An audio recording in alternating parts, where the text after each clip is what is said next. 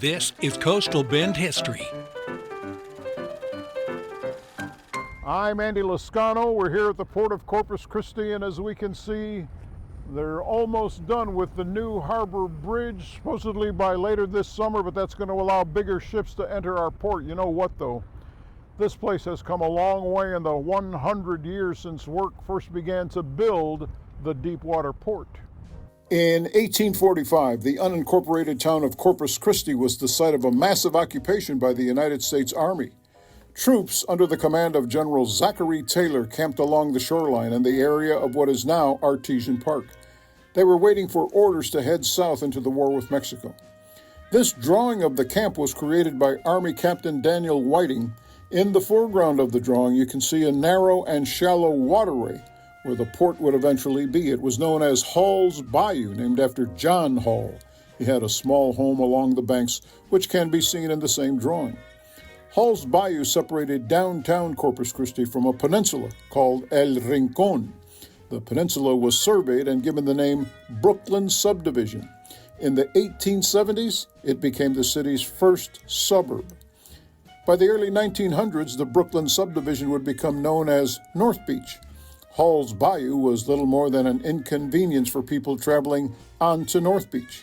In 1907, the owner of the bayou, Captain Andy Anderson, announced plans to dredge it and create a safe harbor for small yachts and pleasure boats. By making the bayou deeper, it allowed fresh salt water from the bay to cover the marshy salt flats. Anderson also built a new wooden bridge to provide easy access to North Beach. In 1919, a massive hurricane decimated the city of Corpus Christi and destroyed almost every building on North Beach. The only one left standing was the Beach Hotel. The city saw a new deepwater port as a way to help in the recovery. So in 1922, the city got congressional approval for the port, and a year later secured the federal funding needed to build a 200-foot wide, 25-foot deep channel from the bay to the Gulf.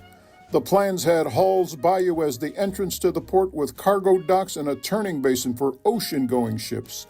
Contracts were awarded for the dredging on May 23rd of 1924, and on January 16th of 1925, the John Jacobson dredge out of Galveston arrived to begin work. At the same time, the Austin Bridge Company began work on a temporary wooden bridge for rail and auto traffic. It remained in use until a permanent steel bridge was built. That steel bridge, known as the Bascule Bridge, would later be replaced by the Harbor Bridge. So within months of the initial dredging, all the construction, all traces of the old Hall's Bayou had been erased, and on September 14, 1926, the Port of Corpus Christi officially opened to traffic. Now, the port's been deepened twice since its initial construction, and in 2007, the United States Congress authorized the project to deepen it from its current 45 feet to 54 feet. Tell you what, if you'd like to learn more about Old Hall's Bayou and the Port of Corpus Christi, all you have to do is scan the QR code you see on your screen, or you can go to our website, christv.com, because that'll not only have this story, but that'll have all of our Coastal Bend history stories we've done over the last year or so. Until next time, I'm Andy Lascano.